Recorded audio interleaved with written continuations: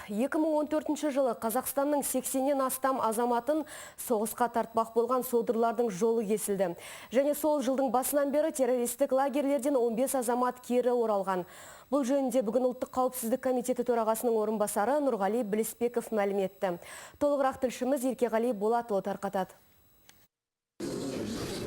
Нұр Отан партиясы жанындағы құқықтық кеңестің ұйымдастыруымен өткен дөңгелек үстел халықаралық терроризмнің кері ықпалын талқылауға арналды. Мысалы, 2014 жылдың қарашасында Ұлттық қауіпсіздік комитетінің төрағасы Нұртай Әбіқаев Сирияда 300-ге жуық отандастарымыз жүргенін мәлімдеген еді. Ал бүгін оның орынбасары Нұрғали Білісбеков сол жылы қауіпсіздік органдары Қазақстанның 80-нен астам азаматын соғысқа үгіттеген содырларға тосқауыл қойылып, террористік лагерлерден 15 қазақстандықтың кері оралғанын айтты. Сондай-ақ ел аумағында шабуыл ұйымдастыруды ойластырғандар ұсталған. В январе этого года пресечено проникновение казахстанского боевика из Сирии. Биыл қаңтар айында Сириядан оралған қазақстандық содыр ұсталды. Ол Қазақстан территориясындағы құқық қорғау органдарына шабуыл жасау және жарылыс ұйымдастыруды жоспарлаған. Шамда миналық жару даярлығынан өткен лаңкесті Қырғызстанның арнайы қызметтері өз территорияларында қолға түсіріп бізге берді. Ұстау кезінде одан жарылғыш заттар табылды. Сондай-ақ қырғыз және өзбек серіктестерімен бірлесіп Сирия мен Түркиядан келетін диверсиялық террорлық топқа тосқауыл қойдық.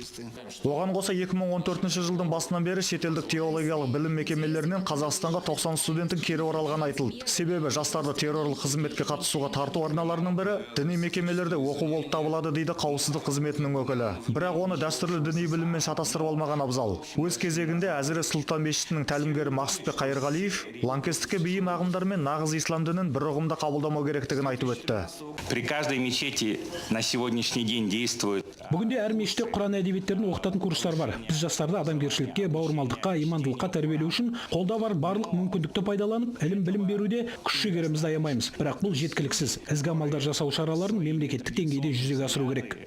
Осылайша терроризм қаупін ерте анықтап, азаматтарға түсіндіру жұмыстарын жүргізудің арқасында Қазақстаннан содырлар қатарына адам тарту ісі біршама бәсеңдеген. Мәжіліс депутаттары, мемлекеттік органдардың басшылары, қазақстандық және халықаралық сарапшылар қатысқан дөңгелек үстел жұмысының қорытындысы бойынша нақты ұсыныстар қабылданып, ол кейіннен арнайы жинақта жарияланатын болды.